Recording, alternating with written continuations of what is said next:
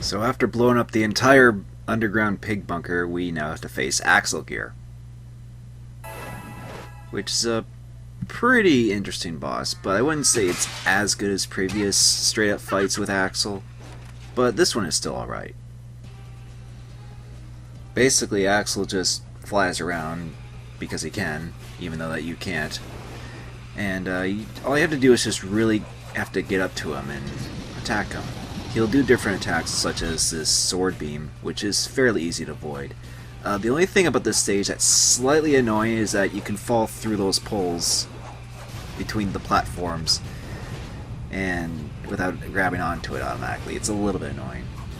And he's also a little bit annoying to hit because he flies around all over the place. So hitting him is a little bit tricky at times. But if you just time it right and if you just control yourself correctly, you kind of get him. And Axel will also throw a purple orb that if you do it just right, you can redirect and hit him with it. And that's actually how you unlock the hard mode for the next world. He'll also go around and spew the purple fumes from the shoot 'em up stage from before. And then he'll shoot these, I don't know, balls. You can lob them back at them if you time it correctly. And also, as you do more damage to him, there'll be different stages. As you saw earlier, he'll take away more of the platforms, just like right there now. So now there's less platforms to deal with, so getting up to him will probably be a little bit trickier to pull off. Ow, that blast race of those are pretty big. He also shoots stuff at you, and oh, there's a heart over there. Every time he makes the platforms change, there'll be a new health for you to pick up, in case you need it. This fight's not too difficult, really. Most of its attacks are actually fairly easy to avoid. The only tricky part, I would say, is just getting up to him and hitting him. But it does have a pretty standard pattern. It's just all about just timing yourself correctly to hit him. And you have all sorts of different methods you can attack him, both with like hitting his attacks back at him, luring the attack back at him with this purple orb here, directly attacking him with drill attacks. Drill attacks do a fair amount of damage. Sometimes what I do is if I miss with my rocket attacks, I'll try and get him with a sword swipe if I'm close enough. That sometimes works. Yeah, great, yeah. You and your balls, you sure love them, don't you, Axel?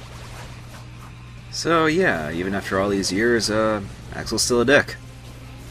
And I know I keep calling him a dick throughout the games, but he actually is a really good enemy character. He's a really good arch-rival of Sparkster. He's actually probably one of my favorite arch-rival characters in a video game series.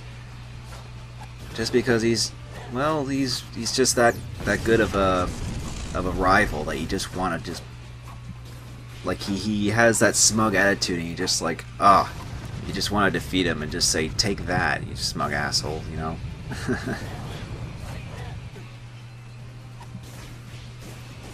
Okay, he's almost dead, and just one more hit should do it. There we go. That was cool. I did the drill spin in slow motion too. That was neat. And so we just leave Axel to die, I guess, and we fly off, and we'll stick with normal.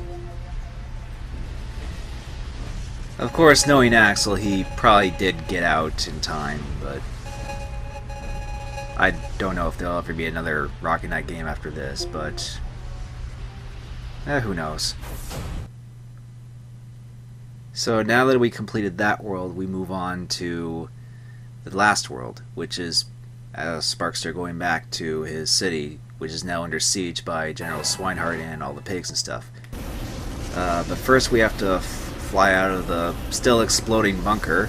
It's a good thing the explosion was delayed during the boss fight. So now we have a flying stage. This world actually starts off with a flying stage, and this is the last flying stage in the game. So, like Rocket Knight Adventures, this game actually has 3 flying stages. Or is it 4? Well, yeah, roughly around the same amount as Rocket Knight Adventures. I mean, there's a few, but not too many flying stages, so a decent amount of flying stages anyway.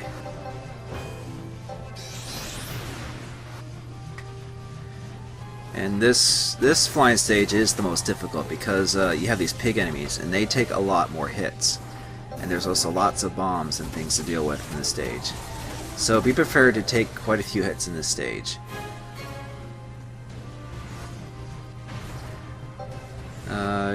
You generally want to hit the clusters there to try and get as many collectibles as you can.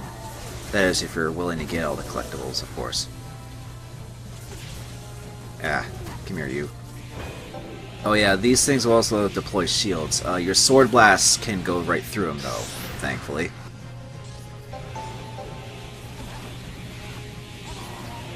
So we take care of that, and these little robots in everywhere, and these mechs have quite a bit of health too. They take quite a few sword blasts, and this is where things can get a little tricky because you can only do so many sword blasts at a time, and now you have these cloaked flying pigs. They also take quite a few hits. Everything in this stage, except for like the small little robots, take at least 3 or 4 hits or something like that. It gets pretty ridiculous at times. Ah, crap. Yeah, I died. First death in the game, but at least it was like in the last part of the level, I guess. So, as you can see, if you die, you just start from the last checkpoint. So, there's at least that to show off, even though it's not really necessary, but... Okay, let's try that again without dying, because it's easy to get overwhelmed in this stage.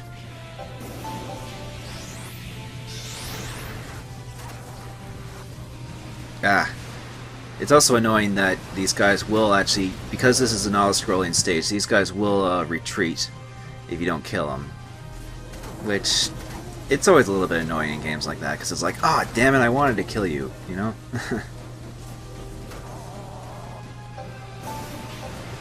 God, jeez. These mech guys are... They have a pretty specific hit spot, too, because you have to hit them directly. The pilots of those things, anyway.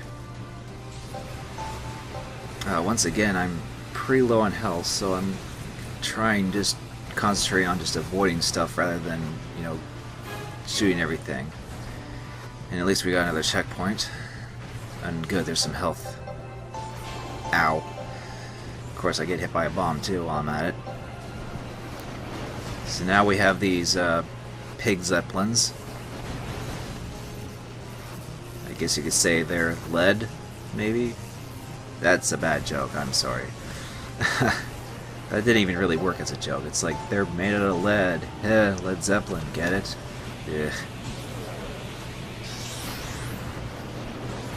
This is why I try not to make too many lame jokes in my Let's Plays.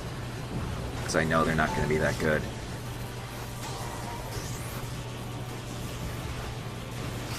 Oh look, there's a extra life right there. That's actually pretty handy. Some of the extra lives are actually pretty easy to get now that I think about it.